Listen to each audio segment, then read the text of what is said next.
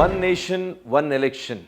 It was a big day for India yesterday as the Union Cabinet of NDA government led by Honorable Prime Minister Shri Narendra Modi ji accepted the recommendations of the high-level committee chaired by former President Ramnath Kovind on the proposed One Nation, One Election.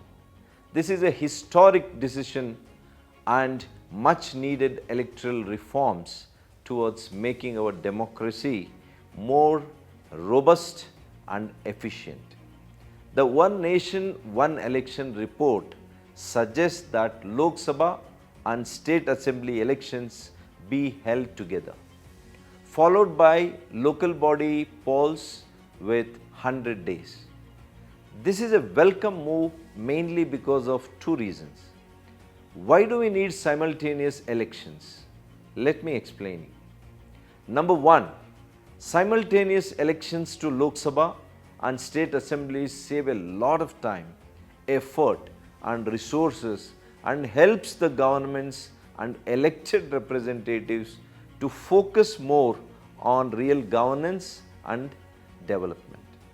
It need not be said that elections have become an expensive affair in today's competitive world. Apart from the administrative costs like deployment of election personnel, security forces, logistics, the campaigning from political parties also add to the cost of election. Secondly, in addition to this, the never-ending cycle of elections, which includes assembly polls, Lok Sabha polls, elections to local bodies like Jilla Panchayat and Taluk Panchayat and CMC, corporations, also hampers the mood of the people and elected representatives by putting them in a perennial election mode. Let me tell my own experience. I have more than a decade of experience as elected representative.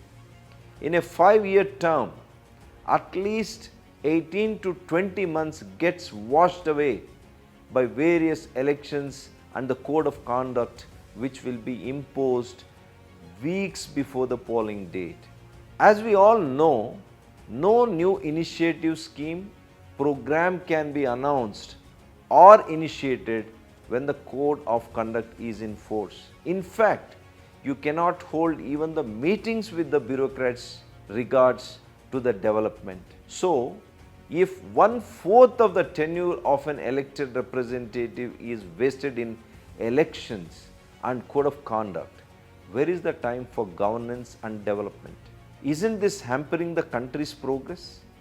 Shouldn't all the political parties welcome and support this move in the larger interest of the country? Now let us see what are the objections and concerns raised by those who are opposing one nation, one election. First, they are saying that this is impractical. How is it impractical?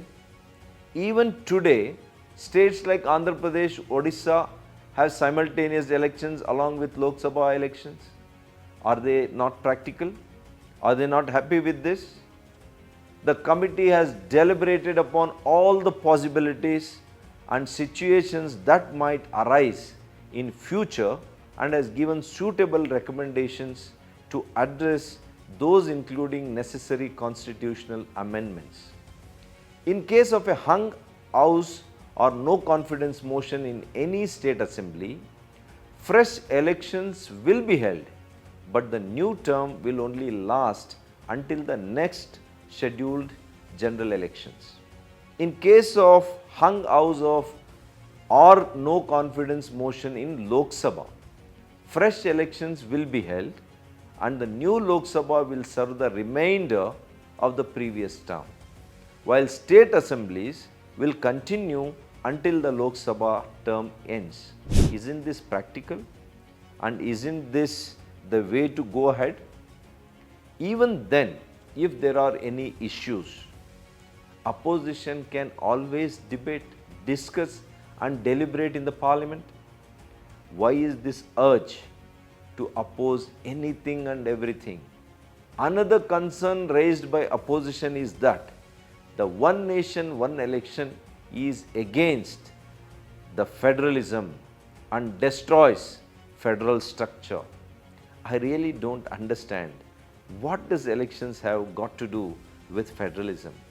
In fact, India had simultaneous elections to Lok Sabha and all state assemblies until former Prime Minister Srimati Indira Gandhi ji got the Lok Sabha dissolved in 1970 and called for a general elections in 1971, 15 months ahead of schedule.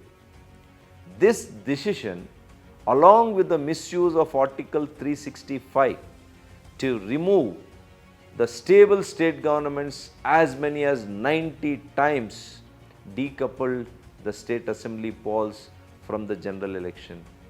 One can say that NDA government under the able leadership of Sri Narendra Modi ji is only correcting a historical damage done by Congress party to our constitution and federal structure. Going by the argument of Congress, the simultaneous elections that were held in till 1967 during Nehruji and Indira Gandhi ji, their era, were, do you think it is against federalism? This is nothing but an intellectual and moral bankruptcy of Congress to blindly oppose anything that Prime Minister Modi does. So in the larger interest of the country, all political parties must come together, arrive at a consensus and implement this very important electoral reform, which will have a long-lasting impact on the functioning of our democracy in our country. And this is going to lay a very, very strong foundation to realize our Viksit Bharat 2047. Jai Hind, Jai Karnataka.